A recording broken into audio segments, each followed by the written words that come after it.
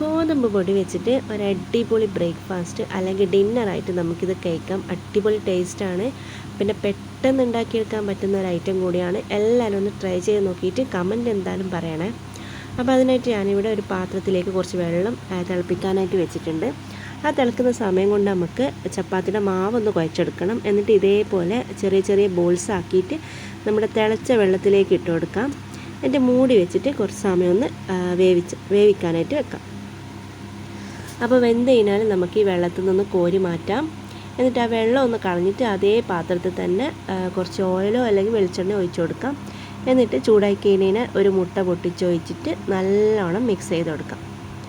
നിങ്ങൾക്ക് വേണമെങ്കിൽ ഉള്ളിയും പച്ചമുളകും തക്കാളിയും ഒക്കെ ഇട്ടിട്ട് മസാലയായിട്ടും ഇത് ഉണ്ടാക്കിയെടുക്കാം.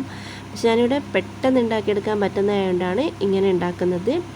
ഇനി ഇതിലേക്ക് കുറച്ച് മുളക് പൊടി, മഞ്ഞൾപ്പൊടി, ചിക്കൻ മസാലയും കൂടി ഇട്ടിട്ട് നല്ലോണം വഴറ്റി കൊടുക്കാം.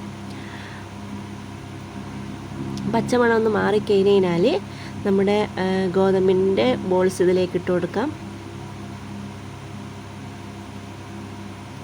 എന്നിട്ട് 2-3 മിനിറ്റ് നല്ലോണം മിക്സ് ചെയ്ത് കൊടുക്കാം.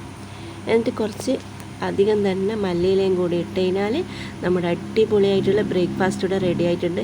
കുട്ടികൾക്കൊക്കെ ഭയങ്കര ഇഷ്ടമാവും. എന്തായാലും ഉണ്ടാക്കി കൊടുക്കാം. അപ്പോൾ ഓക്കെ, താങ്ക് യു.